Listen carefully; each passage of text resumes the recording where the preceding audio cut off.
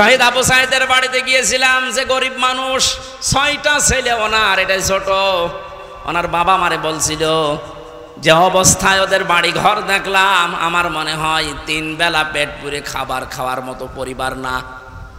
আল্লাহ তার জীবনটা এত বেশি পছন্দ করেছিলেন, সাধারণভাবে মরণ দেয়নি, এত সাহস তার বুকের ভেতরে দিয়েছিলেন, জালেমদের সামনে জীবনটা দিয়ে শাহাদত বরণ করে কিয়ামত পর্যন্ত জান্নাতি খাবার খাবে। কোনো সন্দেহ নেই এতে, কিয়ামত পর্যন্ত আল্লাহ খাওয়াবে। আপনি যদি দেখবেন আবু সাইদ কিয়ামতে যখন উঠবে, 4টা গুলি লেগেছে যেখানে যেখানে, ওইটা নিয়ে দাঁড়াবে ঠিক ওইভাবে। আল্লাহ জিজ্ঞাসা করবে, আবু সাইদ তোমার শরীরে এতগুলো গুলি, রক্তের দাগ কেন? বলবে আমি জালেমদেরকে হটানোর জন্য, মানুষের অধিকার প্রতিষ্ঠার জন্য চেষ্টা চালিয়েছিলাম। শেষ পর্যন্ত জালেমরা আমার বুকে, আমার পেটে, আমার মুখের উপরে গুলি লাগিয়েছে। যে সমস্ত জায়গায় গুলি লেগেছে ওই জায়গাগুলো একেবারে জিন্দা নিয়ে তোমার সামনে আমি হাজির হয়ে গেছি। আল্লামা শহীদ দেলাওয়ার হোসাইন সাইদি রহমতুল্লাহ আলাইহি, উনি সারা জীবন এই কামনা করতেন, হে আল্লাহ তুমি আমাকে যদি মরণ দাও, তোমার কাছে আমি চাই তুমি আমাকে শাহাদতের মরণ দিও। শুধু এ ছাত্ররা না, আল্লাহ যদি নিজে দয়া না করতো কখনো এ জালেম পালাইতো না। ওর মনের ভেতরে আল্লাহ এত ভয় তৈরি করে দিয়েছে, দলীয় লোকগুলোকে বইলে যাবে সে সময়ও পায়নি। আল্লাহ নিজে দায়িত্ব নিয়ে এ পাথর সরিয়েছে। এই যে হারুন আঙ্কেল,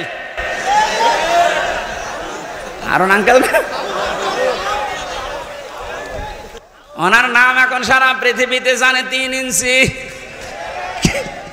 কি নাম দিয়েছে, মহিলারাও 3 ইঞ্চির খবর নেই, মেয়ে লোক সেও বলে 3 ইঞ্চি, ধরা পড়েছে।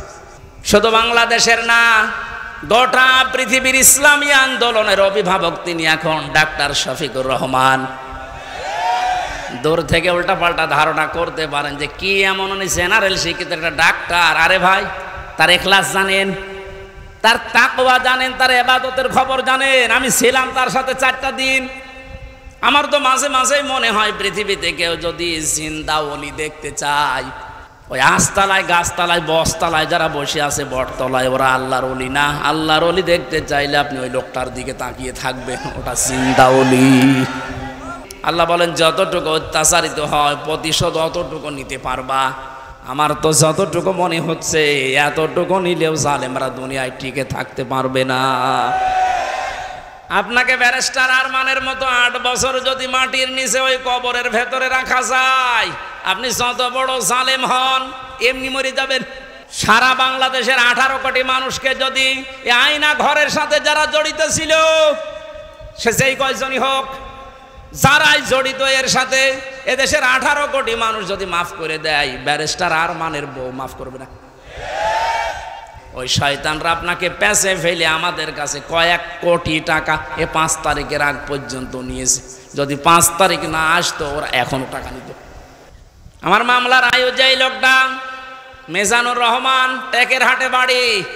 আমার মনে হয় ওরে পেলে পিটিয়ে মানুষ জনগণ মেরে ফেলবে।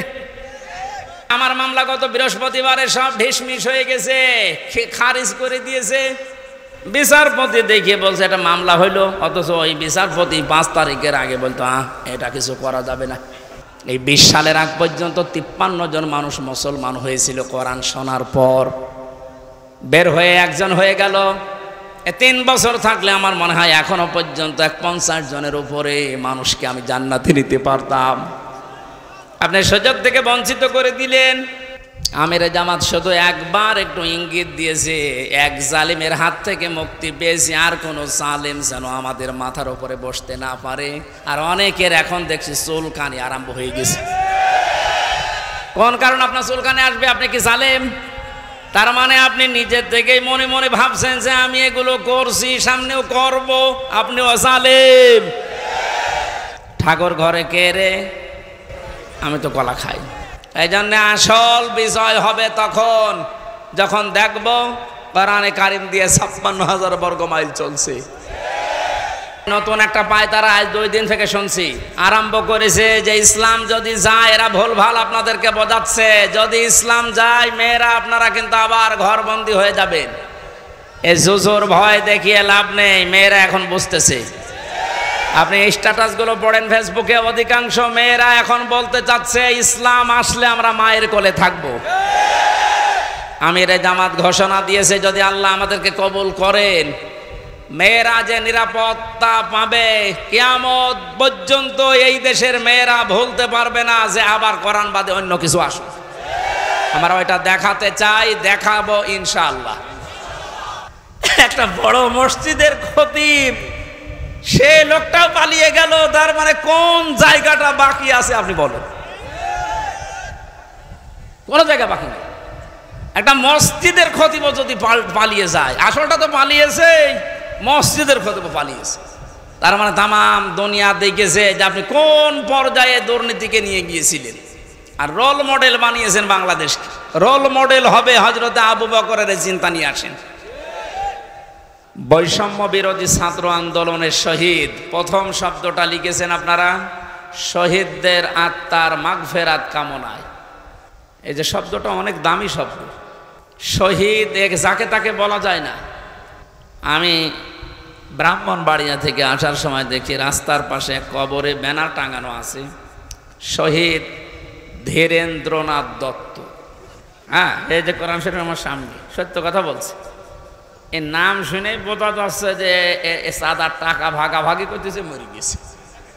কথা বলে না কেন? আমরা শহীদ আরো কিছু মানুষের নামের আগে পরে দেখতে পাই। আল্লামা শহীদ দেলাওয়ার হোসাইন সাইদি রহমতুল্লাহ আলাইহি, এটা শহীদ না? উনি সারা জীবন এই কামনা করতেন, আল্লাহুম্মা ইন্নী আসআলুকা শাহাদাতান ফি সাবিলিক। এ আল্লাহ, তুমি আমাকে যদি মরণ দাও, তোমার কাছে আমি চাই তুমি আমাকে শাহাদতের মরণ দিও। জেলখানার ভেতরে উনি কিন্তু ধুকে ধুকে মরে যেতে পারতেন, তারপরও শাহাদত পেতেন। কিন্তু এমন জায়গায় আল্লাহ নিয়ে তাকে জালেমদের হাতে মৃত্যু দিয়েছে, কেউ যেন দুনিয়ায় সন্দেহ করতে না পারে যে উনি এমনি মারা গেছে। উনি যে শহীদ এটা এখন বাস্তব প্রমাণিত। এর কয়েকটা প্রমাণের ভেতরে 1 নম্বরে উনি হাসপাতালে ঢোকার আগে যে হাসিটা দিয়েছিল, এটা কোনো রোগী মানুষের হাসি না। ওনাকে রোগী বানিয়ে মেরে ফেলা হবে এই কারণে ওখানে নিয়ে গেছে। সুতরাং শহীদ এই ব্যাপারে কথা বলতে হলে খুব হিসাব নিকাশ করে বলবেন।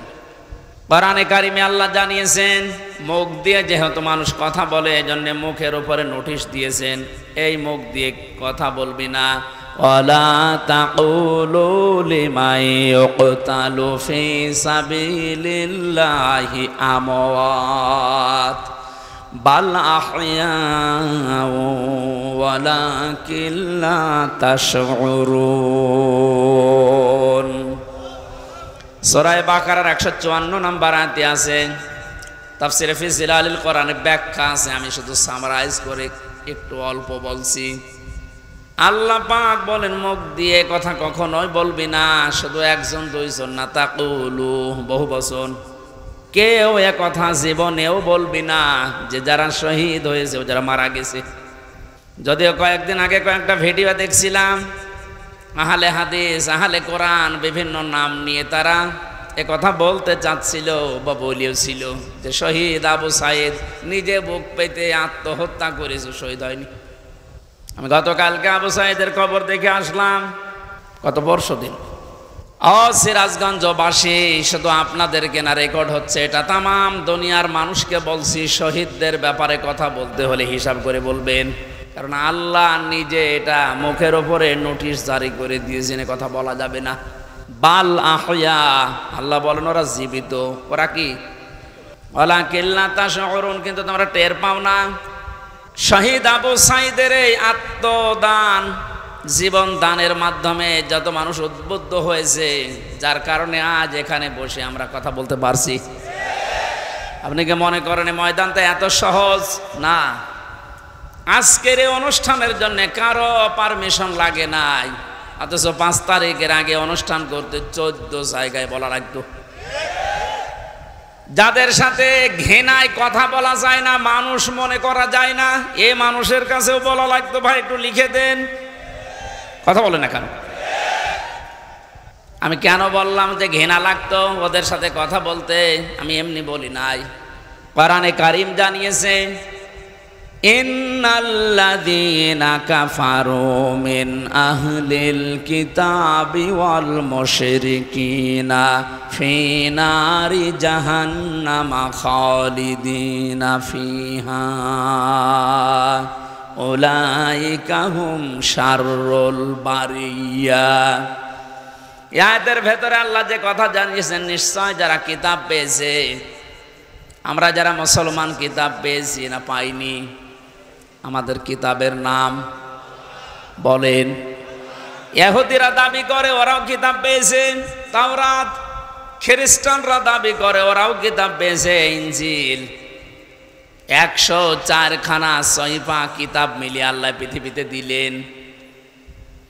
এই জন্য যারা কিতাব পেয়েছে, কিতাব পাওয়ার পরে যে মানুষগুলো কুফরি করে, তার মানে কিতাবের কথা জানার পরও গোপন করে রাখে। মুশরিক যারা পৃথিবীতে, এই মানুষগুলো জাহান্নামে থাকবে চিরকাল।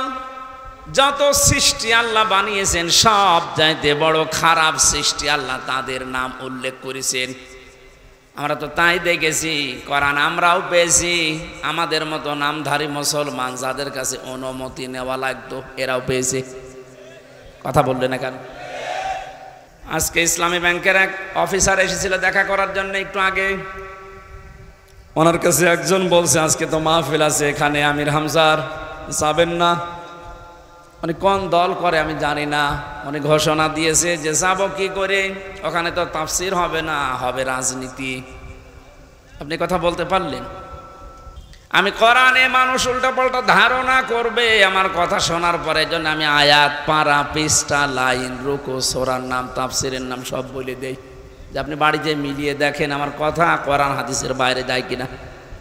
এরপরেও যে লোকটাই কথা বলেছে যে ওখানে ওয়াজ হবে না, তাফসির হবে না, রাজনীতি হবে, রাজনীতি কি ওয়াজের বাইরে?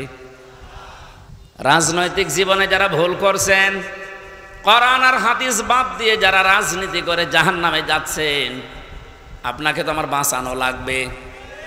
আপনি আরো বন্ধু মনে করে আসবেন তাড়াতাড়ি না, উল্টাপাল্টা ফতোয়া দিয়ে নিজেও আসেন না, মানুষের মনও সন্দেহ তৈরি করেন। যিনি কথা বলেছেন তিনি ভুল পথে আছেন। আপনি এখন যদি তাওবা না করেন যে ওখানে গেলে রাজনীতি হবে, তাফসির হবে না, আপনি যদি একথা সজ্ঞানে বলে থাকেন, আপনার ঈমান নষ্ট হয়ে গেছে। কারণ রাজনীতি এই শব্দটা কোরআনে নেই। বলেন, শুধু তাসবিহ আদায় করার জন্যে, শুধুমাত্র নামাজ পড়ার জন্যে, জিকির করার জন্যে যদি আল্লাহ আমাদেরকে বানাতেন, তাহলে পুরা কোরআন শরীফে প্রায় 9 জায়গায় এই কথাটা আছে, সাব্বাহা লিল্লাহি মা ফিস সামাওয়াতি ওয়া মা ফিল আরদ। আসমান আর জমিনে যা আছে সব সৃষ্টিগুলো আমি আল্লাহর তাসবিহ আদায় করছে। তো মানুষকে সৃষ্টি করার পরে তারাও তাসবিহ আদায় করছে, কথা আল্লাহ কোরআনে দেয়নি। মানুষকে আল্লাহ কেন দিয়েছেন এই পৃথিবীতে? ইন্নী জাইলুন ফিল আরদি খলিফা, অবশ্যই জমিনে আমি প্রতিনিধি পাঠাবো, খলিফা। কি পাঠাবো? বলেন বলেন। তো কেন সৃষ্টি জগতের নাম বললেন? যে জমিন আসমানে যা আছে সবাই আল্লাহর তাসবিহ পড়ছে। আর মানুষ বানানোর আগেই তিনি বললেন আমি জমিনে পাঠিয়েছি খলিফা। এই আয়াত দুইটা সামনে রাখলে বোঝা যায় মানুষকে জিকির করার জন্য, তাসবিহ পড়ার জন্য আল্লাহ বানায়নি, আল্লাহ বানিয়েছে প্রতিনিধি হিসাবে। আপনি প্রতিনিধি হিসাবে যদি এসে থাকেন, আপনার যদি ওই যোগ্যতা না থাকে, তাহলে প্রতিনিধি আপনাকে অবশ্যই নির্বাচিত করা লাগবে। কথা বলে না কেন? এই যে প্রতিনিধি নির্বাচিত করা লাগে, আল্লাহ যেটা করে দেখিয়েছেন, এই নির্বাচিত, নির্বাচন, এই শব্দগুলো কোরআনে কারিম থেকে নেওয়া। আল্লাহ পাক বলেন হুয়াজতাবাকুম ওয়া মা জাআলা আলাইকুম ফিদ্দীনি মিন হারাজ। তিনি আল্লাহ যিনি তোমাদেরকে নির্বাচিত করেছেন। কি করেছেন?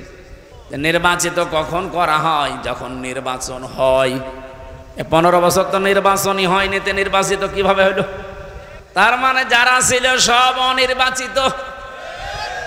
নির্বাচিত যেন করা যায় সেজন্যই তো ফিল্ড লাগবে। সমান সমান ফিল্ড না হলে আপনি নির্বাচিত করবেন কি করে? আমিরে জামাত ডাক্তার শফিকুর রহমান এইটাই তো জানাতে যাচ্ছে জাতির কাছে, যে যারা দায়িত্বে আছে তাদেরকে একটু সময় দেন, তারা এই ফিল্ডটা তৈরি করে দিক। এটা ছিল না বলেই তো আপনি আন্দাজে অনির্বাচিত নির্বাচিত বলে আপনি ঘোষণা দিতেন। ফিল্ড যদি তৈরি না হয় আপনি তো আবার ওইভাবে দিনের ভোট রাতে করে বলবেন আমিও নির্বাচিত। 4-5 দিন আগে এদেরকে দিয়ে একটা ষড়যন্ত্র চলছিল। নির্বাহী আদেশের মাধ্যমে আইন মন্ত্রণালয় থেকে যারা দায়িত্বে আছে বিনা ভোটে বিনা নির্বাচনে 900 ভোটে যে মানুষগুলো আন্দাজে নির্বাচিত হয়েছি বলে ঘোষণা দিয়েছিল, একবারে উপজেলা চেয়ারম্যান মেয়র সব বাদ দিয়ে দিয়েছে। ওই মানুষগুলো শুরু করেছিল, না আমরা তো নির্বাচিত। কিসে নির্বাচিত? তোমাকে ফিল্ড তৈরি করেছিলে। আমার তো মনে হয় এদেরকে যারা সাহায্য সহযোগিতা করেছে এই ভোটে দাঁড়ানোর মাধ্যমে নাম দিয়ে, এরাও অপরাধী, কারণ এরা নির্বাচিত করতে দেয়নি। এজন্য এ দলও আছে ও দলও আছে, সব দিকে আছে। জাতীয় পার্টির নাম ধরে বলছি এদের শাস্তি আরো বেশি হওয়া দরকার। কেউ রাজি হয় না আর তুমি আগে আগে চলে গেলে মানে? আল্লাহ বলছেন হুয়া জিতাবাকুম, তিনি নির্বাচিত করেন। নির্বাচন না হলে উনি নির্বাচিত করবে কি করে? আর নির্বাচিত করার জন্যে আল্লাহ প্রতিনিধিদের মাধ্যমে এটা তৈরি করেছেন। আমরা এখন নির্বাচিত করব কাদের, সেই কথা আল্লাহ কোরআনে দিয়েছেন। আমার নিজেরও মনে হচ্ছে যা বলছি সবই তো রাজনীতি। আসলে এইটাই রাজনীতি। আপনি যেটা করতেন কোরআন হাদিস বাদ দিয়ে ওটা দুর্নীতি। আর আমি কোরআন দিয়ে যেটা প্রমাণ দিয়ে বলছি আপনাকে বাঁচানোর জন্য, এইটাই আসল রাজনীতি। কাকে নির্বাচিত করবেন? কোরআনে কারীম জানিয়েছে সূরা নিসা 5 নম্বর পারার 6 নম্বর পৃষ্ঠার 9 নম্বর লাইনের 59 নম্বর আয়াতে আছে, প্রথম অংশে পাবেন। এটা তাফসিরে ইবনে কাসিরেও আছে, ফি জিলালিল কোরআনেও আছে। ব্যাখ্যাগুলো লম্বা করে বলতে গেলে সময় যাবে আর কণ্ঠ পারবে না, এই জন্য আমি খুব সামারাইজ করছি, বোঝার জন্য বলছি। ইয়া আইয়ুহাল্লাযীনা আমানু আতিউল্লাহা ওয়া আতিউর রাসূলা ওয়া উলিল আমরি মিনকুম। এখানে আলেম বসে আছে, যারা এখানে বসেন কোরআন হাদিস তারা একটু খেয়াল করবেন, যারা বসেন না তারা আরে অ্যাক্টিভ হবেন যেন বাড়ি যেয়ে মিলাতে পারেন। আল্লাহ ডাক দিয়েছেন ইমানদারেরা আমার আনুগত্য করো, আমার রাসূলের আনুগত্য করো। আর তোমাদের ভেতরে যারা উলিল আমর নেতৃত্ব দেয়, নেতা যারা, তাদেরকেও মেনে চলো। প্রশ্ন আমার এখানে আতিউ, এটা ফেল ভার্ব, এটা ক্রিয়া। এই শব্দটা আল্লাহ নিজের নামে রাসূলের নামে দিয়েছেন, কিন্তু উলিল আমরের আগে দেয়নি। এ কথা বলেন না কেন? শুধু জি বলা না, এটা নিয়ে যাওয়া লাগবে একটা বাড়িতে। তাহলে ওই যেই লোক ইসলামী ব্যাংকের অফিসারের কাছে বলেছে যেখানে রাজনীতি হবে, ও জীবনের কথা বলবে না। আতিউ শব্দটা আল্লাহ নিজের নামে রাসূলের নামে দিলেন, উলিল আমরের আগে দেয়নি। কেন দেয়নি? কারণ আল্লাহ রাসূলকে মানা লাগবে, কোনো প্রশ্ন করা যাবে না। কথা বলে না কেন? কিন্তু উলিল আমর যদি মেনে চলতে হয়, যেহেতু ওনারা, আল্লাহকে তো আপনি এখানে পাচ্ছেন না, রাসূলকে পেয়েছিলেন কিন্তু এখন নেই, কিয়ামত পর্যন্ত তো উনি আসবেনও না, কিন্তু উলিল আমর তো আসবে। এই জন্য উলিল আমরকে যদি আপনি মেনে চলতে চান, দেখতে হবে উপরে বর্ণিত এই দুইটা আছে কিনা, আল্লাহ রাসূলকে ওই লোকটা মেনে চলে কিনা। আপনি যাকে নেতা মানবেন, যার নেতৃত্বে চলবেন, যাকে আপনি নির্বাচিত করবেন, আমি এই শব্দগুলো কি বানাচ্ছি? হুয়া জিতাবাকুম, এ জিতেবা মানে নির্বাচিত করা। নির্বাচন না হলে নির্বাচিত করা যায় না। আল্লাহ তাহলে নির্বাচনের মাধ্যমে নির্বাচিত করেছেন আমাদেরকে। কোটি কোটি মানুষেরা উম্মত হওয়ার জন্য আশা পেশ করেছিল, আকাঙ্ক্ষা, কিন্তু আল্লাহ তাদের বাছাই করেনি। আল্লাহ শুধু আমাদের মতো এই মানুষগুলোকে উম্মতে মুহাম্মদী নির্বাচিত করেছেন। সুবহানাল্লাহ বলতে পারেন না? মুসা নবীর মতো, ঈসা নবীর মতো এত বড় পাওয়ারফুল নবীরা আকাঙ্ক্ষা করেছিল যে আমরা নবী হয়েছি ভালো, কিন্তু নবী না হয়ে যদি মুহাম্মদুর রাসূলুল্লাহর উম্মত হতে পারতাম তারপরও ভালো হতো। আল্লাহ বলেন না, একজনেরটা কবুল হয়েছিল হযরত ঈসার, এজন্য তিনি আসবেন দুনিয়ায় আবার নবী হয়ে না, উম্মত হয়ে। মুসা নবীর মতো এত বড় নবীর দোয়া কবুল আল্লাহ করেননি যে না তোমারটা হবে না। আপনি টের পাচ্ছেন যে নির্বাচিত হয়ে আমরা কত দামি জায়গায় আছি। বাংলার মুসলমানেরা, আজকে এই ওয়াজটা যদি আপনি বাড়ি নিয়ে যেতে না পারেন, এরকম ওয়াজ 1 বছর পরে একদিন না, প্রতিদিন 24 ঘন্টা হলেও আপনার কোনো কাজ হবে না। এই জন্য আতিউ শব্দটা আল্লাহ দেওয়ার কারণে আল্লাহ রসুলকে মানতে গিয়ে আপনি কোনো প্রশ্ন করতে পারবেন না, বুঝে আসুক আর না আসুক। হয়তো আপনার স্বল্প জ্ঞানে বুঝে আসছে না, কথা বলেন না কেন? তা আল্লাহ আপনার চাইতে ভালো বোঝে না, বোঝে না? কিন্তু উলিল আমর যারা, এদেরকে মানতে হলে মাস্ট বি, অবশ্যই দেখা লাগবে লোকটা আল্লাহ রসুলকে মেনে চলে কিনা। যদি মেনে চলে তাকে মানা ফরজ, যদি মেনে না চলে তাকে মানা হারাম। হযরতে সাদ ইবনে আব্দুল্লাহ ইবনে সাদ রাদিয়াল্লাহু তাআলা আনহু বিবাহ করার পরে খোরমা বিলি করলেন, মিষ্টি বা খোরমা খেজুর। মোনাজাত কমপ্লিট হয়ে গেছে, বিয়ে শেষ, বাসর ঘরে যাবেন। হঠাৎ করে এক কাসেদ চিঠি নিয়ে এসেছে, ডাক দিয়ে বলে আব্দুল্লাহ খলিফাতুল মুসলিমিন হযরত ওমর চিঠিটা পাঠিয়েছে।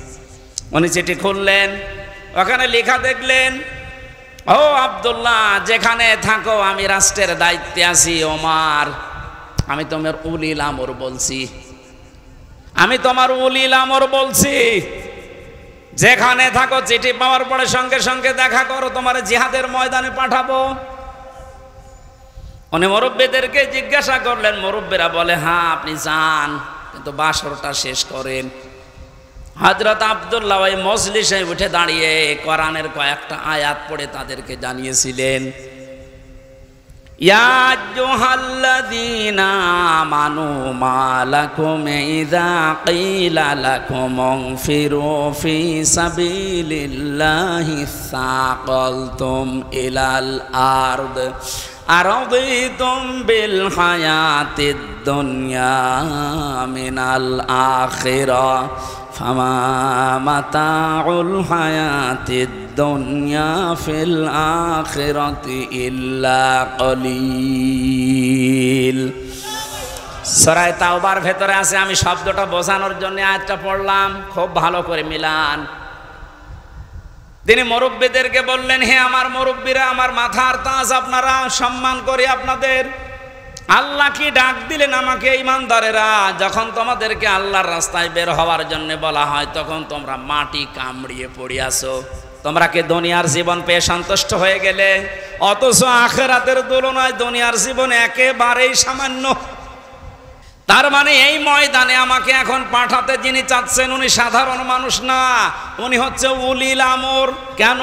হযরত ওমর যেহেতু আল্লাহ রসুলকে মেনে চলে, এজন্য ওমরকে মানা এই মুহূর্তে ফরজ। কথা বুঝলেন? আজ আমাদের বাস্তবতা যদি আমরা এভাবে মিলাতে পারতাম যে আল্লাহ রসুলকে যে মেনে চলে আমরা তাকে নির্বাচিত করব, আল্লাহ রসুলকে যে মেনে চলে না ও আমার বাবা হলে ওকে আমি নির্বাচিত করব না, কারণ এটা দুনিয়ার বিষয় না, এটা সম্পর্ক আখিরাতের সাথে। নয়তো আমি ধরা খাবো। আপনি যে ধরা খাবেন তার প্রমাণ কি?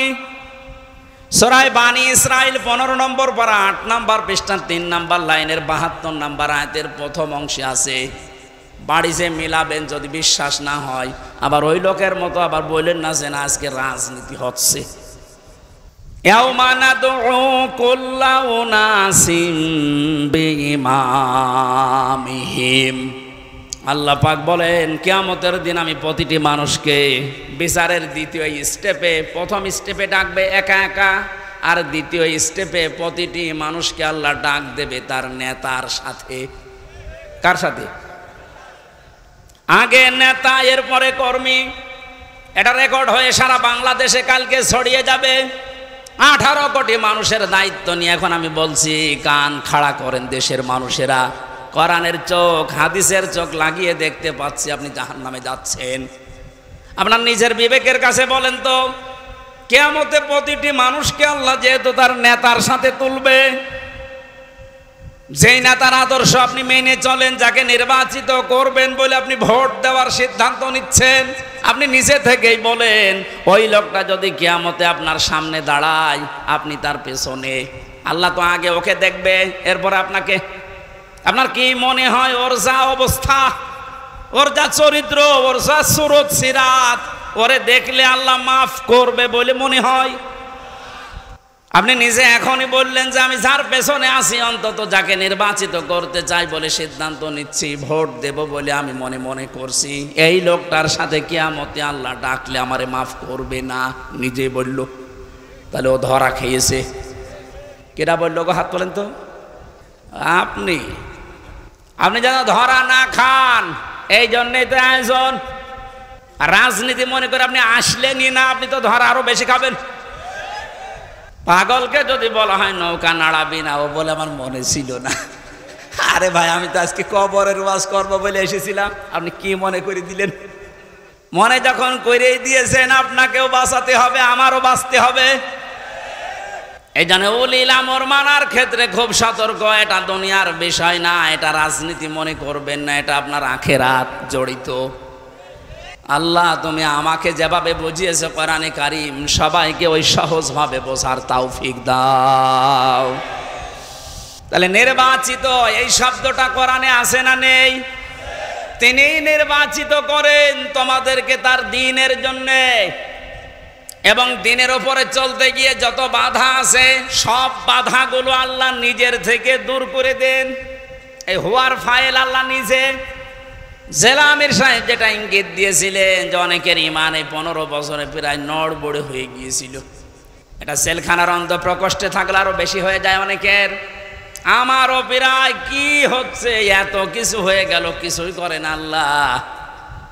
আল্লাহ বলেন দ্বীনের উপরে যদি সত্যই টিকে থাকতে পারো, যত বাধা বিপত্তি ঝড় ঝাপটা আসবে আল্লাহ নিজে ওইটা দূর করে দেবে। এটা যে আল্লাহ নিজে দূর করে দিয়েছে, আমরা অনেকে মনে করছি ছাত্রদের কারণে, না, আল্লাহ নিজে দায়িত্ব নিয়ে এ পাথর সরিয়েছে। ছাড়া এ পাথর সরানোর জন্য শুধু এ ছাত্ররা না, আল্লাহ যদি নিজে দয়া না করতো কখনো এ জালেম পালাইতো না। ওর মনের ভেতরে আল্লাহ এত ভয় তৈরি করে দিয়েছে, দলীয় লোকগুলোকে বইলিয়ে যাবে সে সময়ও পায়নি। মাঝখান থেকে এই পাগলরা এখন বিপদে আছে। আমার মনে হচ্ছে পাগলগুলো বেশি অত্যাচার করেছিল এই যে হারুন আঙ্কেল।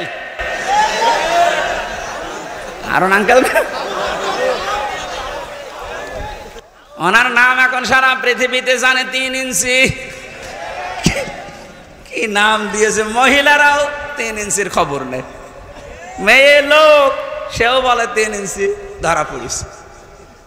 5 তারিখের পর থেকে আজকের এই 31 তারিখ পার হয়ে আজকের 1 তারিখ পর্যন্ত বারবার ঘোষণা দেখেছে আমাদের অভিভাবক যিনি, শুধু বাংলাদেশের না, গোটা পৃথিবীর ইসলামী আন্দোলনের অভিভাবক তিনি এখন ডাক্তার শফিকুর রহমান। দূর থেকে উল্টাপাল্টা ধারণা করতে পারেন যে কি এমন উনি জেনারেল শিক্ষিত একটা ডাক্তার। আরে ভাই, তার ইখলাস জানেন, তার তাকওয়া জানেন, তার ইবাদতের খবর জানেন। আমি ছিলাম তার সাথে 4টা দিন। আমার তো মাঝে মাঝেই মনে হয় পৃথিবীতে কেউ যদি জিন্দা ওলি দেখতে চায়, ওই আস্তালায়, গাছতলায়, বসতলায় যারা বসে আছে বটতলায়, ওরা আল্লাহর ওলি না। আল্লাহর ওলি দেখতে চাইলে আপনি ওই লোকটার দিকে তাকিয়ে থাকবেন, ওটা জিন্দা ওলি। তার ইবাদতের মারটা আপনি খোঁজ পাবেন না। এই যে সকালবেলায় এই 65 বছরের একটা মুরব্বী মানুষ, সকাল বলতে রাত 4:30টার সময় ডাক দেয়, ওই সময় হাতে হ্যান্ডকাপ দিয়ে পায়ে বেড়ি দিয়ে কোর্টে নিয়ে যাচ্ছে।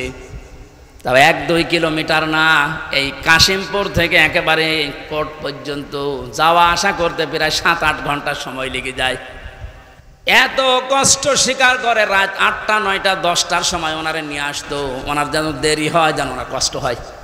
ঘরে আসার পরে দেখতাম, বলতাম মুরব্বি খাবার খাবেন না, ঘুমিয়ে পড়েন। আমার বলছে হামজা ঘুমাও। যত পাশেই ছিলাম মাঝে মাঝে জিজ্ঞাসা করতাম যে এত কষ্ট করে আসলেন ঘুমাবেন না? আমারে বলছে ঘুমাও, আমি এখন কিছু সময় আল্লাহর জিকির করব, দরুদ শরীফ পড়ব। 2-2.5 ঘন্টা ঘুমিয়ে যে মানুষটা রাত 9:30 10টার সময় কোর্ট থেকে এসে 2 ঘন্টা 2.5 ঘন্টা পর্যন্ত ঘুমিয়ে এরপরে তাহাজ্জুদের নামাজে, হাফেজ কিনা আমি জানি না, যতটুকুই পড়তো এরপরে সেজদায় পড়ে যেত। 40-45 মিনিট 1 ঘন্টা দেখি সেজদায় পড়ে আছে। ভোর পর্যন্ত যার সাদা দাড়িগুলো সাদা, সারাটা জীবনে আমল করতে করতে আসতেছে, খালি ধারণা করে দূর থেকে হ্যাঁ কি জানে, এত ডাক্তার মানুষ, তার যে এলেমের বহর, একটা জেনারেল মানুষ হয়ে কোরআনে কারিম এরকম গভীর গভীর কথা বলা আমি বিশ্ববিদ্যালয়েও পাইনি। আরে ভাই আমি তো ভার্সিটিতে শেষ করে আসলাম, আমাদের বহর তো আমি দেখেছি। ডাক্তার মানুষের কাছে থেকে কোরআনে কারিমের শব্দের এত গভীরে যেতে পারতেন আমি দেখেছি বাস্তবে, যে জীবনে ওই রকম কথা আমি কোনো দিন শুনি নাই। অনার্স মাস্টার্স করেছিলাম, তো এক একটা শব্দ যখন বলতেন এমন এমন শব্দের অর্থ নিয়ে আসতেন যে কোনোদিন কল্পনাও আসে না যে শব্দের ভেতরে থাকতে পারে। দিনের ওপরে চলতে গিয়ে কোনো বাধা আল্লাহ নিজের থেকে দূর করে দেয়, রাখেন না, এটা আমি আগে জানতাম না, ওই সময় জেনেছি। আল্লাহ পাক বলেন তোমাদেরকে যেহেতু আল্লাহ নির্বাচিত করেছে লক্ষ লক্ষ কোটি কোটি উম্মত থেকে, সুতরাং তোমাদের দাম কম না, অনেক বেশি। তোমাদের পরে ঝড় ঝাপটা বিপদ আপদ আসবে আল্লাহ জানে, কিন্তু আসলে আল্লাহ থাকতে দেবে না, স্থায়ী হতে দেবে না। আল্লাহ নিজে দায়িত্ব নিয়ে ওই ঝড় ঝাপটা বিপদ আপদ তার নিজের দায়িত্বে দূর করে দেবে। আল্লাহ এইটাই করে দিয়েছে। এই কথা বলে না কেন? নাই তাই 15 বছরে কত মহারথী তো চেষ্টা করলো, সব চেষ্টায় প্রায় বিফল হয়ে গেছে। ছাত্র আন্দোলনের নামে যারা নেমেছিল এ মানুষগুলোর সাথে মাস্ট বি আল্লাহ আবাবিল পাঠিয়েছিল। জালেমদের মনের ভেতরে আল্লাহ ভয় তৈরি করে দেন, এ দায়িত্ব কার? আরো জোরে। এটা তৈরি করেন কাদের কারণে? যে মানুষগুলোর ভেতরে ইখলাস আছে যত বেশি, তাকে দেখলে জালেমরা ভয় পায় তত বেশি। আমরা 15 বছর অনেক জালেমকে ভয় পেয়েছি তার অত্যাচারের কারণে, আর আমিরে জামাতকে এখনো জালেমরা ভয় পায় তার তাকওয়ার কারণে। বাংলার মুসলমানেরা, আমি যেটা বোঝানোর জন্য পর্যন্ত এসেছিলাম, শহীদ যারা হয় এদের নিয়ে যারা উল্টাপাল্টা ধারণা করেন, কোনোদিন এই মুখ দিয়ে কথা বলবেন না যে ওনারা মরে গেছে, এমনি না, ওনারা জীবিত, কিয়ামত পর্যন্ত শুধু জীবিত এইটাই থাকবে, কিন্তু আমরা টের পাই না। এর পরের কথা আল্লাহ দিয়েছেন, মানুষ যেহেতু ধারণা করতে পারে, মুখে হয়তো বলে না কিন্তু ধারণা করতে পারে যে মরে গেছে। আল্লাহ ধারণার উপর নোটিশ দিয়েছেন, ওয়ালা তাহসাবান্নাল্লাযীনা কুতিলু ফি সাবিলিল্লাহি আমওয়াতা বাল আহইয়াউন ইনদা রাব্বিহিম ইরযাকুন। সূরা আলে ইমরান 4 নম্বর পারা 11 নম্বর পৃষ্ঠা 9 নম্বর লাইনের 169 নম্বর আয়াত। এটা তাফসীরে কাবীরে পাবেন। আল্লামা ফখরুদ্দিন রাজি রহমতুল্লাহ আলাইহি ব্যাখ্যা করতে গিয়ে লিখেছেন, ওই পৃথিবীর মানুষেরা মুখ দিয়ে তো বলবেই না, অন্তরে যেন এ ধারণাও কোনোদিন না আসে যে শহীদরা মরে গেছে। এটা ধারণাও করা যাবে না। বালাহিয়াউন, বরং তারা জীবিত, বরং তারা কি? আরো জোরে।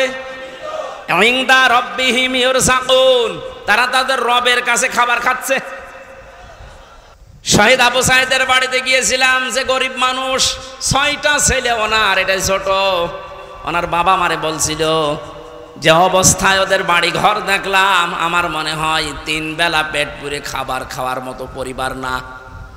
আল্লাহ তার জীবনটা এত বেশি পছন্দ করেছিলেন, সাধারণভাবে মরণ দেয়নি, এত সাহস তার বুকের ভেতরে দিয়েছিলেন, জালেমদের সামনে জীবনটা দিয়ে শাহাদত বরণ করে কিয়ামত পর্যন্ত জান্নাতি খাবার খাবে। কোনো সন্দেহ নেই এতে, কিয়ামত পর্যন্ত আল্লাহ খাওয়াবে। কারণ যেহেতু মরে না, জীবিত থাকে, আর জীবিত থাকলে খাওয়া লাগে, খাওয়া লাগে না? আর খেলে রক্ত গোশত তৈরি হয়, খাবার খেলে মানুষের রক্ত গোশত তৈরি হয়। ওই দিন আমার মাহফিল, দিন রাতের বেলা গিয়েছিলাম ওখানে, রাত 9:30টার পরে অনুষ্ঠান ছিল আমার গাইবান্ধার গোবিন্দগঞ্জে। ওখানে এসে উঠলাম, জেলা আমির সাহেব এসে আমার বলছে, আমির হামজা 1 মাস আগে এখানে সাব্বির নামে একামতে দিনের একজন, ওকে মেরে ফেলা হয়েছিল। 1 মাস পরে ওর কবর খুঁড়ে কবর ভেঙে গেছে বৃষ্টিতে, দেখলাম ওর কবরের ভেতর থেকে তাজা রক্ত পাওয়া যাচ্ছে। সিরাজগঞ্জবাসী, আল্লাহর কসম করে বলছি, কোরআনের আয়াত আমি 100% বিশ্বাস করি। শাহাদত বরণ করলে সত্যি এরা কিন্তু মরে না, এরা জীবিত। আর জেগে থাকলে যেহেতু খাওয়া লাগে, আর খেলে মানুষের রক্ত গোশত চর্বি চামড়া তৈরি হয়। 1 মাস পরে এই জন্য কবর ভেঙে যাওয়ার পরে দেখা যাচ্ছে ওর রক্ত টাটকা রক্ত। তার মানে আল্লাহ 1 মাস তাকে না খাওয়িয়ে রাখে নাই। না খাওয়িয়ে রাখলে তো পাওয়া যেত না। কথা বলেন না কেন? একটা বাস্তব, আর একটা প্রমাণ দিচ্ছি, হাদিস। হযরতে হামজা রাদিয়াল্লাহু তাআলা আনহু, তার একটা ছোট্ট মেয়ে ছিল। সে শহীদ হওয়ার পরে নবীজির কাছে এসে বলেছিল, ভাই আমার বাবা যে শহীদ হয়েছে, আপনার মুখে আমি শুনেছি, কোরআনে আছে যে শহীদরা মরে না, জীবিত, ওরা নাকি জান্নাতে ঘুরে বেড়ায়। আমার বাবা যে শহীদ হয়েছে জীবিত, আমি এটা দেখতে চাই। নবীজি বললেন, বোন আমার কি করে দেখাবো এখানে তোমাকে? হঠাৎ করে ছোট মেয়েটা আকাশের দিকে তাকিয়ে বলছে, আব্বু আমি এখানে। নবীজি বলছেন, বোন কাকে ডাক দাও? বলছে, আব্বু ওই যে পাখা লাগিয়ে কার সাথে যেন উঠতেছে। বিশ্ব নবী বলেন, বোন আমার, ওটা দুনিয়া না, ওটা জান্নাতের ভেতরে তোমার বাবা জান্নাতের পাখি হয়ে উঠতেছে। এই লোকটাকে 70 টুকরা করা হয়েছিল। এক লজ্জা স্থান কেটে 3 টুকরা করেছে, বিভিন্ন জায়গায় ছড়িয়ে ছিটিয়ে দিয়েছে, উহুদের ময়দানে, পাহাড়ি এলাকায়। সাহাবায়ে কেরাম তার লাশ টুকরা টুকরা গুলো এনে যখন এক জায়গায় করলেন, কয়েকটা টুকরা আর পাওয়া যায়নি, এমন দূরে দূরে তারা ফেলে দিয়েছে। নবীজি নিজের চাদরটা দিয়ে হযরতে হামজাকে ঢেকে দিলেন। মাথা থেকে হাঁটু পর্যন্ত ঢেকেছিল হাদিসেটা, পার বেরিয়ে থাকে, ঢাকা যায় না। আল্লাহর নবী মুহাম্মদুর রাসূলুল্লাহ নিজে সাহাবীদেরকে দিয়ে পাহাড়ি এলাকার লতা পাতা দিয়ে তার পাটা ঢেকে দিলেন, কবরে রাখলেন। যেহেতু জানাজ, তার জন্য কাফন দাফনের জন্য ধোয়ানোর কোনো লাশ ধোয়ানোর সিস্টেম নেই। শহীদরা মরে গেলে ধোয়ানো লাগে না, যেভাবে ইন্তেকাল করবে, শাহাদত বরণ করবো, ওইভাবেই কবরে দেওয়া লাগবে। কারণ কিয়ামতের দিন উনি ওইভাবে আল্লাহর সামনে উঠে দাঁড়াবে। আপনি যদি দেখবেন আবু সাঈদ কিয়ামতে যখন উঠবে, 4টা গুলি লেগেছে যেখানে যেখানে, ওইটা নিয়ে দাঁড়াবে ঠিক ওইভাবেই। আল্লাহ জিজ্ঞাসা করবে, আবু সাঈদ তোমার শরীরে এতগুলো গুলি, রক্তের দাগ কেন? বলবে, আমি জালেমদেরকে হটানোর জন্য, মানুষের অধিকার প্রতিষ্ঠার জন্য চেষ্টা চালিয়েছিলাম। শেষ পর্যন্ত জালেমরা আমার বুকে, আমার পেটে, আমার মুখের উপরে গুলি লাগিয়েছে। যে সমস্ত জায়গায় গুলি লেগেছে, ওই জায়গাগুলো একেবারে জিন্দা নিয়ে তোমার সামনে আমি হাজির হয়ে গেছি। হযরতে হামজাকে আল্লাহর নবী কবরে রাখলেন। ডাক দিয়ে বলেন হামজাকে, রব্বুল আলামিন, এই যে আমার চাচাকে আমি কবরে রাখলাম, এখন পর্যন্ত আমার চাচার উপরে আমি রাজি আছি, খুশি আছি। মাবুদ, আমি তোমার গোলাম হয়ে বলছি, তোমার রসুল হয়ে দাবি করছি, আমার চাচা হামজার উপরে তুমি রাজি হয়ে যাও। নবীজি বলেন, যদি আমি রাজি হয়ে গেছি, আল্লাহ তুমি রাজি হয়ে যাও। আল্লাহ দেরি করবে? দেরি সে করে না। এই আয়াত তার প্রমাণ তাফসিরে পেয়েছি আমি। ওনাকে কবর দেওয়ার 30 বছর পর কবরটা ভেঙে গিয়েছিল। মদিনা একটা ঢল হওয়ার কারণে দেখে রক্ত ভেসে আসতেছে পানির ভেতরে। ওই সময় হযরতে হামজার সাথে যারা ছোট বয়সে যুদ্ধ করেছিল, তারা এখন মুরব্বী হয়ে গেছে। রক্ত অনুসন্ধান করতে করতে গিয়ে দেখে ৩০ বছর আগে মুহাম্মদুর রাসূলুল্লাহর চাচা হযরতে হামসাকে ওরা যেখানে যেখানে আঘাত করেছিল তরবারি দিয়ে ওই জায়গাগুলো দিয়ে ফিনকি দিয়ে রক্ত বের হচ্ছে। বাংলার মুসলমানেরা ভালোভাবে মিলান, আল্লাহ যে আহইয়াউন দিয়ে শেষ করেননি, ইনদা রাব্বিহিম ইরযাকুন, তারা তো জীবিত এবং খাবার খায়। উনি যে খাবার খেয়েছে তার প্রমাণ ৩০ বছরের তাজা রক্ত। কথা বলেন না কেন?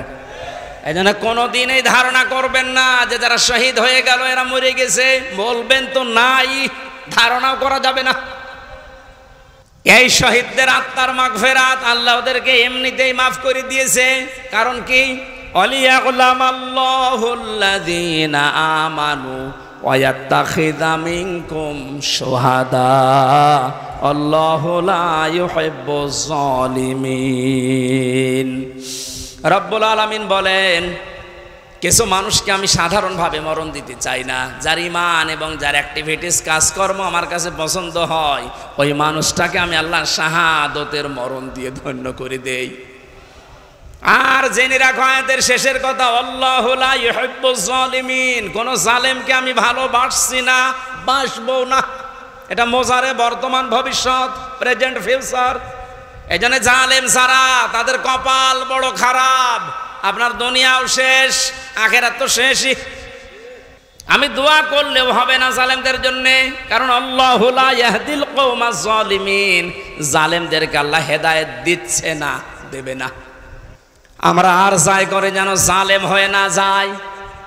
এই শব্দটা যেহেতু খুব গুরুত্বপূর্ণ, জালেম। আজ অনেক জালেম বিদায় নেওয়ার পরে এখন অনেকে নব্য জালেম হওয়ার জন্য চেষ্টা চালাচ্ছে। গতকালকে চুয়াডাঙ্গার একটা খবর শুনলাম, আমি কোরআনের আয়াতের সাথে মিলিয়ে আশ্চর্য হয়ে গেছি। জালেম বিদায় নিল, এ জালেম আসলো কোত্থেকে? সূরা বাকারার 114 নম্বর আয়াতটা, এই এদিকে তাকান। ওমান আযলামু মিম্মান মানাআ মাসাজিদাল্লাহি আইয়ুযকারা ফীহা ইসমুহু ওয়া সাআ ফী খারাবিহা ইলা আখিরি আয়াত।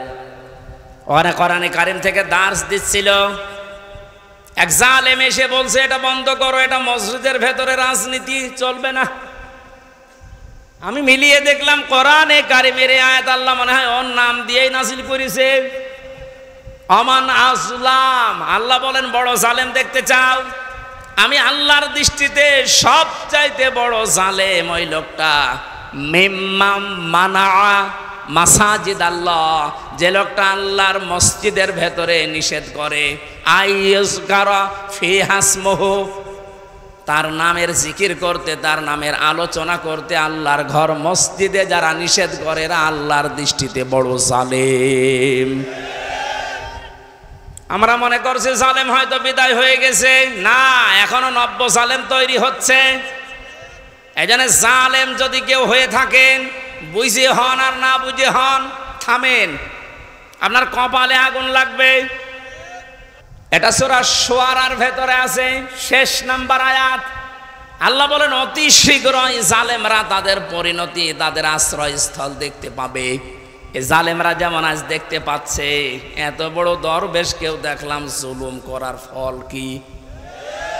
দাড়ি কেটেও বাঁচতে পারে না। আল্লাহ বলেন জালেমদেরকে আমি ধরি, কারণ জালেমের বিরুদ্ধে আমার মামলা। কার মামলা? শব্দটা লক্ষ্য করেছেন? জালেমের বিরুদ্ধে হামজা মামলা দেবে না, জালেমের বিরুদ্ধে মামলা দেবে কে? ডাক্তার শফিকুর রহমান আজকেও ঘোষণা দিয়েছে কুষ্টিয়ায় যে আমরা সবাইকে সাধারণ ক্ষমা করে দিলাম, কিন্তু যে পরিবারগুলো অত্যাচারিত হয়েছে তারা যদি এখন অত্যাচারের প্রতিশোধ নিতে গিয়ে কিছু করে, ওইটার জন্য আমরা দায়ী না। শব্দটা তো আসলে ঠিক, কারণ ওয়াইন আকাবতুম ফাআকিবু বিমিসলি মা উকিবতুম বি। আল্লাহ বলেন যতটুকু অত্যাচারিত হয় প্রতিশোধ অতটুকু নিতে পারবা। আমার তো যতটুকু মনে হচ্ছে এতটুকু নিলেও জালেমরা দুনিয়ায় টিকে থাকতে পারবে না। আপনাকে ব্যারিস্টার আরমানের মতো 8 বছর যদি মাটির নিচে ওই কবরের ভেতরে রাখা যায়, আপনি যত বড় জালেম হন এমনি মরে যাবেন। আল্লাহ তো বলেছে যতটুকু করেছে অতটুকু করো, আপনি পারবেন? আমার ওপরেও যতটুকু অত্যাচার হয়েছিল আমি চাই যাদের দ্বারা হয়েছে, যে মানুষগুলোর ইঙ্গিত হয়েছে, আমি ওই মানুষগুলোকে অতটুকু না করে ছাড় দেব না। যে যা বলে বলুক গা। এখন যখন না মাফ করে দেন, না কিসের মাফ? কোনো মাফ নেই আপনার কারণে। আমার ছোট মেয়েটা আমার এখনো পর্যন্ত চেনে না। দোষ করে যদি আপনি শাস্তি দিতেন আমি মেনে নিতাম, কিচ্ছু জানি না আপনি কেন আমার জীবনে এই কাজ দিলেন। আর যেভাবে রেখেছিলেন আমাকে আর মাওলানা মামুনুল হককে, কোনো আলেমকে এত কষ্ট আমার বাংলাদেশে আমি আর শুনি নাই। আপনি আমার মতো একটা ছোট মানুষকে 24 ঘন্টা তালাবদ্ধ রেখে মনে হচ্ছে আমি ফাঁসির কন্ডেম ছেলে আছি, কত বড় অপরাধী।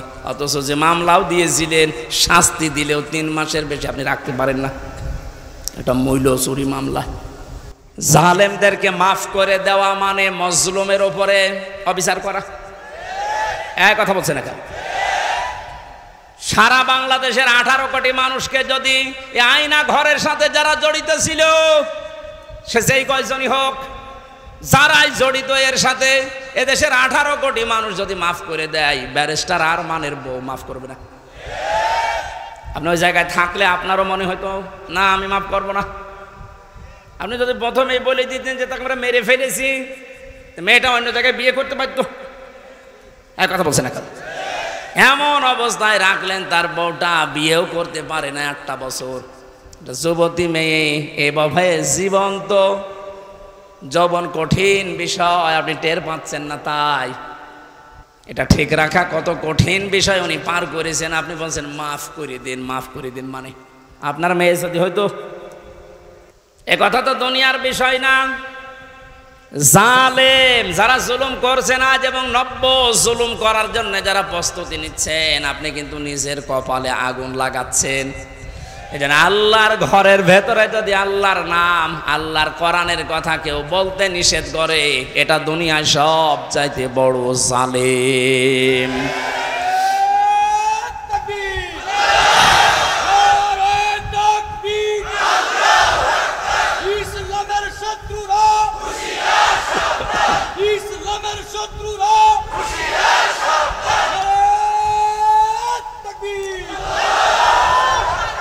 এবার একটা কঠিন আয়াত বলছি, খুব ভয়ঙ্কর এটা।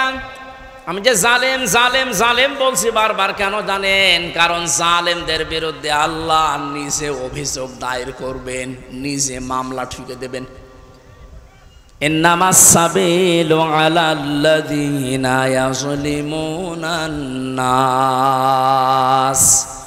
সূরা শুরার 42 নম্বর আয়াত প্রথম অংশে আছে, আল্লাহ পাক বলেন অবশ্যই আমি আল্লাহ নিজে মামলা দেব জালেমের বিরুদ্ধে, যারা মানুষ হয়ে মানুষের ওপরে জুলুম করেছে, অত্যাচার করেছে। যারা বাংলার জালেমেরা আপনার দুনিয়ার জীবন শেষ, আর আখেরাত তো আপনি আল্লাহর মামলার আসামি। যিনি বিচারপতি, যিনি রায় দেবেন, তিনি যদি মামলার বাদী হয়, তা আপনি তো একেবারে সরাসরি খালাস পেয়ে যাবেন। বলেন না কেন? আমার মামলার যারা আসামি, যারা বাদী ছিল, যারা আমার মামলার যারা বাদী ছিল, তারা টাকা পয়সা বহু খেয়েছে আকিস গ্রুপের কাছ থেকে। গত পরশু দিনও আকিসের মালিক আমারে বলছে, হুজুর আপনাকে আমরা চাকরি দিয়েছিলাম আমাদের মসজিদের খতিব হিসাবে, ওই শয়তানরা আপনাকে পেছে ফেলে আমাদের কাছে কয়েক কোটি টাকা 5 তারিখের আগ পর্যন্ত নিয়েছে। যদি 5 তারিখ না আসতো ওরা এখনো টাকা নিত। আমার মামলার আয়োজক লোকটা মেজানুর রহমান, টেকের হাটে বাড়ি। আমার মনে হয় ওরে পেলে পিটিয়ে মানুষ জনগণ মেরে ফেলবে। আর বাকিগুলোর নাম একবার বলেছিলাম ওই যে কুষ্টিয়ার এক মাহফিলে, তারা পরের দিন বলছে হুজুর আর নাম বললেন না, কিছু হলে কিন্তু আমরা মারা পড়ে যাব। কেমন ভয় আছে জালেমরা দেখেন। তবে এই যে লোকটা, এই লোকটা 5 তারিখের আগের দিন 4 তারিখ রাত্রে টাকা নিয়েছে। এই মামলার আয়ুটা ও এখন নাই, থেমে গেছে। আমার মনে হয় 5 তারিখ বাংলাদেশে না আসলে ও শয়তান এখনো টাকা নিত। আপনারা তো আল্লাহর মামলার আসামি। আমার মামলা গত বৃহস্পতিবারে সব ঢিসমিস হয়ে গেছে, খারিজ করে দিয়েছে।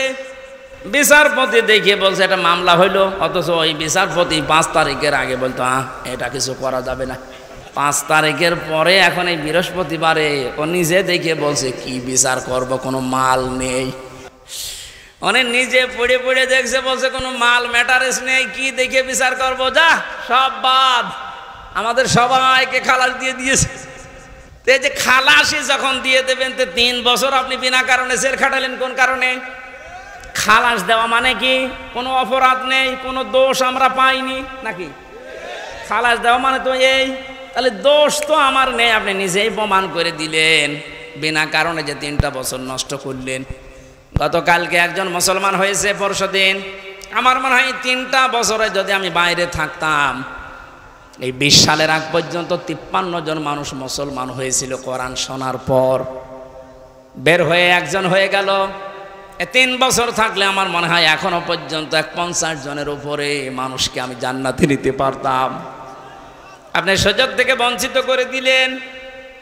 এজন্য জালেম যারা, তারা হামজার মামলার আসামি না। হামজার মামলার আসামি তো হবে নেই, কিয়ামতে আমি না পাপ করলে আপনি জান্নাত যেতে পারবেন না। আর সবচাইতে বড় দুঃখ আপনার জন্য, আপনি আল্লাহর মামলার আসামি। আল্লাহ আমাদের হেফাজত করুন জালেম হওয়া থেকে, বলেন আমিন। আমিরে জামাত শুধু একবার একটু ইঙ্গিত দিয়েছে, এক জালিমের হাত থেকে মুক্তি পেয়েছি, আর কোনো জালিম যেন আমাদের মাথার উপরে বসতে না পারে। আর অনেকের এখন দেখছি চুলকানি আরম্ভ হয়ে গেছে। কোন কারণ আপনার চুলকানি আসবে? আপনি কি জালেম? তার মানে আপনি নিজের থেকেই মনে মনে ভাবছেন যে আমি এগুলো করছি, সামনেও করব। আপনিও জালেম। ঠাকুর ঘরে কে রে? আমি তো কলা খাই। অনেকে আপনার নাম বলে বলেছে, বলেন কোন কারণে নিজের দিকে টেনে নেন? পাপ যদি পূর্ণ হয়ে যায় তখন কিন্তু আল্লাহ আর ছাড় দেয় না। ওয়ালা ইয়াহসাবান্নাল্লাযীনা কাফারু আন্নামা নুমলি লাহুম খায়রুল লিআনফুসিহিম ইন্নামা নুমলি লাহুম লিয়াজদাদু ইসমা ওয়া লাহুম আযাবুম মুহিন। কাফেররা ধারণা করে আমাদের চেয়ার যে বসে আছি, ক্ষমতার চেয়ার, এর নড়ন চড়ন নেই, এটা মনে হয় আল্লাহ ভালোবেসে আমাদেরকে দিয়েছে। আল্লাহ বলেন না, ওরা মনে করে আমাদের কল্যাণের জন্য চেয়ার, আমরা যা করছি সবই তো বৈধ। আল্লাহ বলেন তোদেরকে তোদের পাপের বোঝাটা পরিপূর্ণ করার জন্য আমি আল্লাহ চেয়ারে বসিয়ে রেখেছি। ওরা সর্বশেষ পাপের বোঝা পরিপূর্ণ করেছে ইসলামী আন্দোলন, একামতে দিন, জামাত ইসলামকে নিষিদ্ধ করার মাধ্যমে। এটা না করলে পাপের বোঝা পরিপূর্ণ হচ্ছিল না। যেই শয়তানগুলোর পরামর্শ এটা করেছিল, শয়তান এখন সব ডিম খাচ্ছে, সবগুলো ডিম খাচ্ছে, পচা ডিম। কথা বলে না কেন? লিয়াজদাদু ইসমা, ওদের পাপের বোঝা 5 তারিখের আগ পর্যন্ত পূরণ হয়নি। যেই করেছে 1 তারিখে, 4 তারিখের ভেতরে আল্লাহ সব কমপ্লিট করে দিয়েছে। আল্লাহুম আযাবুম মুহিন, ওদের জন্য অপমানজনক শাস্তি। এর চাইতে আর কত অপমান হবে বলেন? বলছিলেন না জেলা আমের যে কেক মারছে, আমার মনে হয় আমরাও সুযোগ পাচ্ছি না, সুযোগ পেলে আমরাও 2-1টা দিতাম। কারণ আপনারা যা করেছেন আমার সাথে, কম বেশি এই দেশে যদি 10 জন আলেমকে পরিস্থিতির দিক থেকে, এলেম আমল না, শুধু পরিস্থিতির দিক থেকে 10 জন মানুষকে সারা বাংলাদেশে চেনে, তার ভেতর আমি একজন। পেটের ভেতর থেকে শুনতে শুনতে আসে যে হামজা বলে একজন আছে। গাড়িতে আসার সময় মায়ের কোলে বসে বসে কি খাচ্ছে, চিপস খাচ্ছে, আর বলছে ওই যে হামজা যাচ্ছে। তার মানে ও পেটের ভেতরে শুনে এসেছে যে হামজা নামে একজন আছে। এইরকম একটা পরিচিত মানুষের সাথে আপনি আমার মাজায় দড়ি দিয়ে, পায়ের ভেতরে বেড়ি দিয়ে, তাও ডান্ডা বেড়ি, হাতের ভেতরে আপনি হ্যান্ডকাপ দিয়ে, কালো কাপড় দিয়ে চোখ বেঁধে আপনি 11 ঘন্টা টাঙিয়ে রাখলেন, আপনি মানুষ। আবার যখন দড়ি দিয়ে টেনে নিয়ে যেত আদালত প্রাঙ্গণে, মনে হতো যে ছাগল টেনে নিয়ে যাচ্ছে। আর ওই কয়েকতলা আছে তো, ওই অন্য জায়গা থেকে একে অন্যের সাথে তাকিয়ে টিপ্পনি কাটতো, ঠিকই হচ্ছে। এবার আমরাও বলি যে ঠিকই হচ্ছে। আমাদের মুরব্বী, আমাদের মাথার তাজের কথা মতো আপনাদেরকে আমরা মাফ করে দিলাম, কিন্তু আপনারা যা করেছেন, কোরআন হাদিস পড়ে যা বুঝছি, আল্লাহ আপনাদের মাফ করবে না, আল্লাহ নিজে আপনাদের বিরুদ্ধে মামলা দেবে। এজন্য জালেম সারা এবং জালেম এখন যারা নতুন করে হচ্ছেন, আপনারা আল্লাহর মামলার কেসের আসামি। খুব গুরুত্বপূর্ণ বিষয়, এটা খেয়াল করে জীবন চালাবেন। যে মানুষগুলোর আত্মার মাগফিরাত এবং রূহের আহত মানুষদের সুস্থতায় কামনায় তাফসির মাহফিলের আয়োজনে, বিশাল আয়োজনে যারা আঞ্জাম দিয়েছে, যারাই খেদমত করেছে এত বড়, আল্লাহ প্রত্যেককেই তাদের মনের কামনা বাসনা পূরণ করুন। আমরা বারবার বলছি, আমরা কিন্তু এখনো পর্যন্ত বিজয় অর্জন করতে পারি নাই, আমরা শুধুমাত্র স্বাধীন হয়েছি কেবল। আমরা জুলুম মুক্ত হয়েছি, এখনো পুরোপুরি না, ষড়যন্ত্র তো থেমে নেই।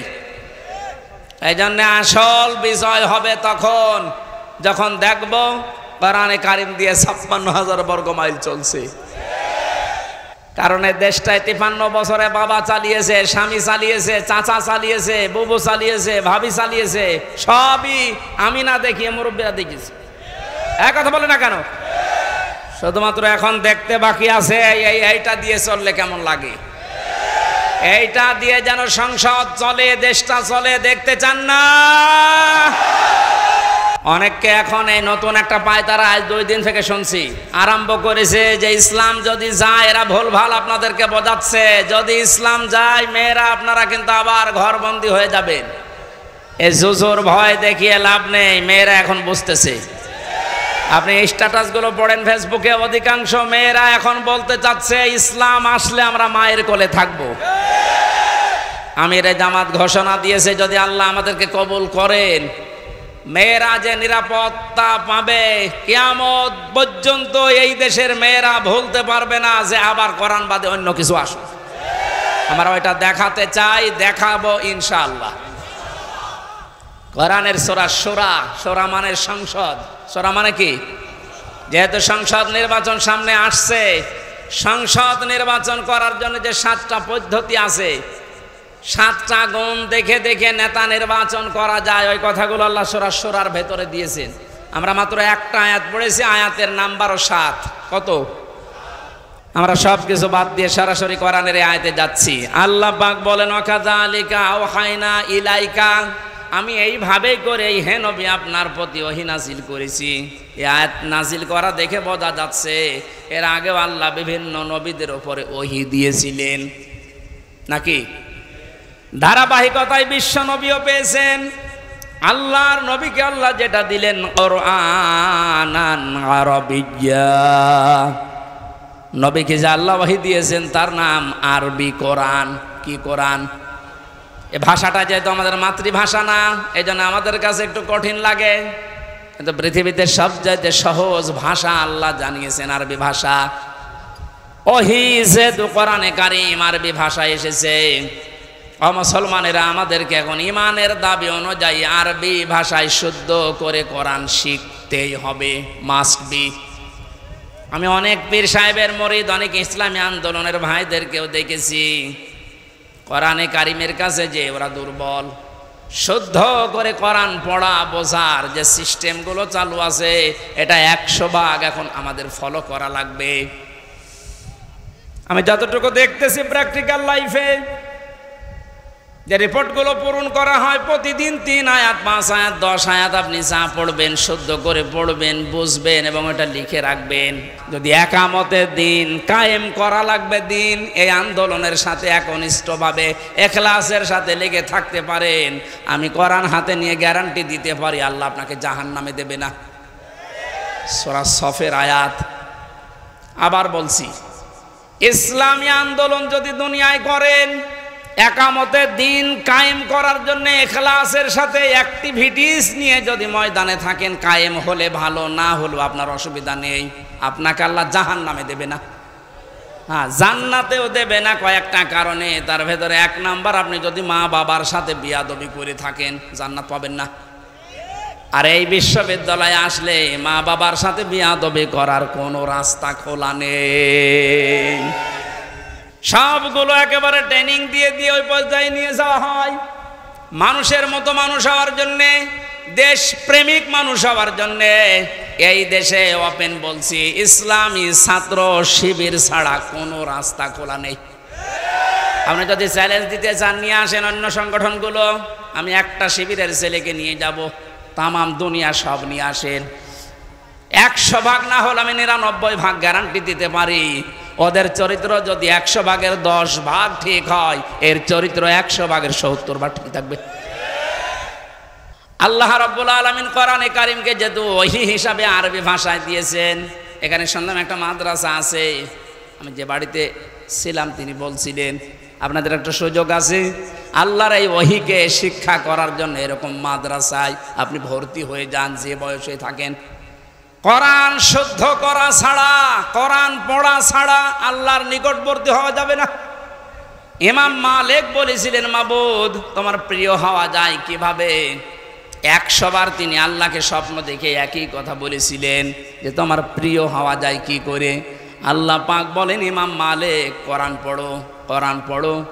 উনি বারবার প্রশ্ন করতেন, আল্লাহ বুঝে পড়বো না বুঝে পড়বো? আল্লাহ পাক বারবার জবাব দিয়েছেন, বুঝে পড়ো না বুঝে পড়ো, শুদ্ধ করে পড়ো, তার তিলের সাথে পড়ো, আমি আল্লাহর প্রিয় পাত্র হয়ে যাবে। এজন্য আমরা যেহেতু মালিকের প্রিয় হতে চাই, এজন্য আমাদের শুদ্ধ করে মাস্ট বিয়েটা পড়া শেখাই লাগবে। আল্লাহ রাব্বুল আলামিন এর পরে বলেন, লিতুনযিরা উম্মাল কুরা ওয়া মান হাওলাহা। হে নবী, এই কোরআন দিয়ে আপনি মক্কার এবং মক্কার আশেপাশে যা আছে, এই আশপাশ বলতে তামাম দুনিয়া বুঝিয়েছেন আল্লাহ। তাফসীর ইবনে কাসিরে লিখেছে, ওমান হাওলাহা মানে সমগ্র পৃথিবী। সুতরাং এখন নবী নেই, উনি থাকলে এই কাজটা করতেন। সৌদি আরব থেকে বাংলাদেশে এসে আপনাদেরকে সতর্ক করতেন। এই সতর্ক বাণী পড়া কোরআন শরীফে আছে 500টা। কয়টা? সবচাইতে বেশি যেই বিষয়টা দিয়ে মানুষ সতর্ক হতে পারে তার নাম কিয়ামত। কারণ এইটার জবাবদিহিতা যতদিন পর্যন্ত আপনি উপলব্ধি করতে না পাবেন যে কিয়ামত হবে, আল্লাহ বলেন, তুনজিরা ইয়াউমাল জামিউ লা রাইবা ফি, ওই দিন সম্পর্কে সতর্ক করো যেদিন সম্পর্কে কোনো সন্দেহ নেই, সন্দেহের অবকাশ পর্যন্ত নেই।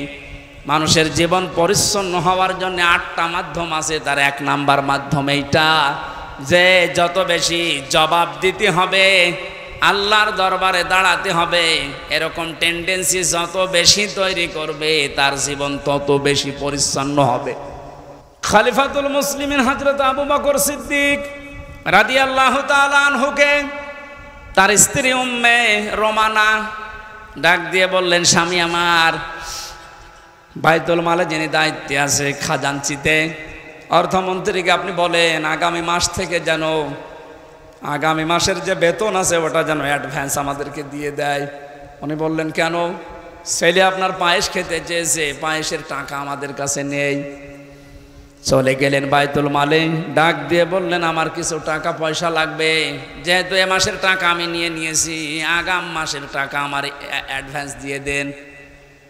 বাইতুল মালে যিনি দায়িত্বে ছিলেন তিনিও ওই রকমই তেল মারা মানুষ না। তিনি ডাক দিয়ে বললেন, খলিফা, টাকা আমি আপনাকে আগাম মাসের দিতে পারি, আপনি আগামী মাস পর্যন্ত বেঁচে থাকবেন, ওইটা লিখে দেন। উনি বলছে, টাকা আমার লাগবে না। বাড়িতে যে স্ত্রীকে বলছে, স্ত্রী আমি পারলাম না, আমাকে এই কথা শুনিয়েছে। স্ত্রী ধৈর্যশীল ছিলেন, ধৈর্যশীলা বললেন, ঠিক আছে, আপনি যখন পারলেন না, যেভাবে চলছে সংসার চলতে দেন। 15 দিন পর দিন পায়েস রান্না করে দিয়েছে। হযরতে আবু বকর বললেন, স্ত্রী পেলে কোথায়? আপনাকে বলেছিলাম, আপনি তো অপারগতা প্রকাশ করলেন, আপনি পারেননি। আমি প্রতিদিন 1 মোট 1.5 মোট করে তুলে রাখতাম এই আটা চাউল যাই বলেন। এই 15 দিন তুলতে তুলতে প্রায় 2 কেজি হয়ে গেছে। ওটা পাশের বাড়িতে বিক্রি করে আমি আজকে এই পায়েসের ব্যবস্থা করেছি, কোনো উল্টাপাল্টা কাজ করিনি। উনি বললেন, ঠিক আছে, সন্তান আব্দুল্লাহ ভালো করে খাও। দৌড় দিয়ে চলে গেলেন বাইতুল মালের খাজানচির কাছে, বললেন, বাইতুল মালের দায়িত্বে আছো, অর্থমন্ত্রী, আগামী মাস থেকে আমার বেতন যদি 12,000 টাকা দিতে থাকো তো 2,000 টাকা কম দিও। কেন? কারণ 10,000 টাকা হলেও আমার সংসার চলে, এটা আমি দেখেছি। আমার মনে হচ্ছে এই যে কিয়ামতের জবাব দিতে হবে, টেন্ডেন্সি তার ভেতরে কোন পর্যায়ে ছিল আপনি বলেন।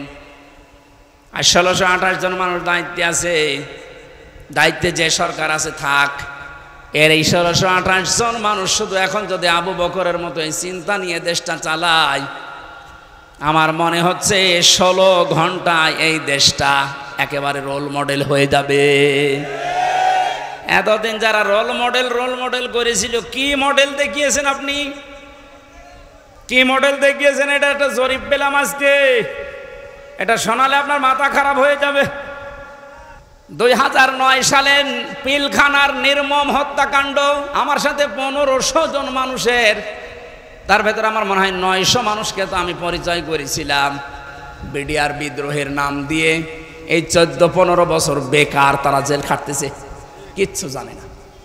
এমনও মানুষ আছে। পঞ্চগড়ে এক মুরব্বির সাথে পরিচয় ছিল, বলছে আমি রিটায়ার্ড করবার 1 মাস পরে, অথচ আজ 15 বছর 14 বছর আমি জেলে আছি। 2013 সালে হেফাজতের কর্মীদের শাপলা চত্বরে যে নির্মম হত্যাকাণ্ড, 2014 সালে একক নির্বাচন, 2018 সালে কোটা আন্দোলনকারীদের নির্মম নির্যাতন, 2018 সালে নিরাপদ সড়ক আন্দোলনকারীদের নির্মম নির্যাতন, 2018 সালের নির্বাচনী গায়েবী ভোট, বিরোধী দলীয় নেতা কর্মীকে গুম, খুন, হত্যা এবং আয়নাঘর, 11 লক্ষ কোটি টাকা বিদেশে পাচার, তার ভেতরে এক দরবেশী 36,000 কোটি টাকা, বাক স্বাধীনতা কেড়ে নেওয়া, সর্বশেষ 2024 সালে কোটা আন্দোলনের নামে গণহত্যা। এর একটা অস্বীকার করতে পারবেন? আমি দেয়নি, বিবিসি দিয়েছে জরিপটা। এই জন্যই তো বলছি 1628 জন মানুষ যদি এই বাংলাদেশে এখন হযরতে আবু বকরের এই মন নিয়ে দেশটা চালাতে পারে, আন্দাজে উল্টা পাল্টা টার্গেট দেওয়া লাগবে না। কি রোল মডেল বানিয়েছিলেন? এই যে জরিপ এখন সামনে আসতেছে, কত বড় দুর্নীতিগ্রস্ত একটা রাষ্ট্র হয়ে গেলে বাইতুল মোকাররমের ইমাম পর্যন্ত পালিয়ে যায়। একটা বড় মসজিদের খতিব, সে লোকটাও পালিয়ে গেল। তার মানে কোন জায়গাটা বাকি আছে আপনি বলেন? কোন জায়গা বাকি নেই। একটা মসজিদের খতিব যদি পালিয়ে যায়, আসলটা তো পালিয়েছে, মসজিদের খতিব পালিয়েছে। তার মানে তামাম দুনিয়া দেখেছে যে আপনি কোন পর্যায়ে দুর্নীতিকে নিয়ে গিয়েছিলেন। আর রোল মডেল বানিয়েছেন বাংলাদেশকে। রোল মডেল হবে হযরতে আবু বকরের চিন্তা নিয়ে আসেন যে আমার 8,000 10,000 টাকা হলে মাস চলে যায়, অর্থমন্ত্রী আগামী মাস থেকে তুমি 2,000 কম দিও। কিয়ামতে জবাব দিতে হবে। বিশ্বাস যত বেশি তৈরি হবে, আপনার জীবন পরিচ্ছন্ন হবে। ফারিকুন ফিল জান্নাতি ও ফারিকুন ফিস সাঈর। একদল মানুষকে আল্লাহ জান্নাতে প্রবেশ করাবে, একদল মানুষকে জাহান্নামে দেবে। সুতরাং যাদেরকে জান্নাতে দেওয়ার ঘোষণা দিচ্ছেন, আল্লাহ যেন এই দলে শামিল হওয়ার তৌফিক দেন।